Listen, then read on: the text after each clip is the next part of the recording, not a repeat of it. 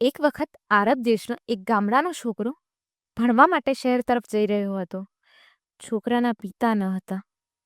જતી વખતે તેની માતાએ થોડા મોહર એના કપડામાં સીવીને મૂકીને કહ્યું હતું, શહેર જઈને ખૂબ મન લગાવીને ભણજે, જૂઠું ના બોલતો, જો જરૂર પડે ને તો આ મોર વેચી દેજે અને તારું કામ ચલાવી લેજે. માતાની આ શિખામણ લઈને છોકરો શહેર તરફ જવા નીકળ્યો. રસ્તામાં ડાકુના કાફલાએ તેને ઘેરી લીધો. એની પાસે જે કંઈ પણ હતું તે બધું જ ડાકુએ લૂંટી લીધું અને ડાકુએ કહ્યું કે હજી કાંઈ હોય તે આપી દેજો. છોકરો ઝડપથી આગળ આવ્યો અને કપડામાં સીવેલી સોના મોર બતાવીને કહ્યું, મારી પાસે આ છે.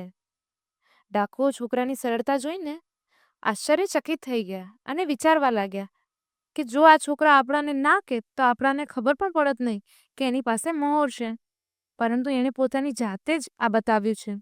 છેવટે તેમણે છોકરાને પ્રશ્ન પૂછ્યો, તે અમને મોહર કેમ બતાવી? છોકરાએ એટલી જ સરળતાથી કહ્યું, જ્યારે હું ઘરેથી નીકળ્યો ત્યારે મારી માતાએ મને કહ્યું હતું કે જૂઠું બોલતો નહીં અને તેથી મેં તમારી સામે સાચી વાત બતાવી દીધી.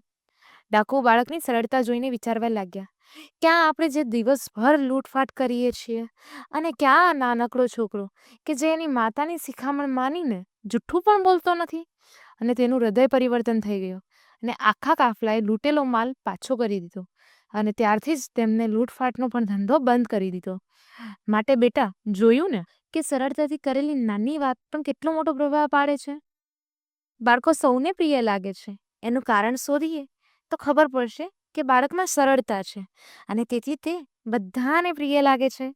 કેટલાક લોકો ખૂબ જ બુદ્ધિમાન હોય છે પણ સાથે સાથે તેમનામાં સરળતા હોતી નથી અને તેથી તે પ્રિય લાગતા નથી.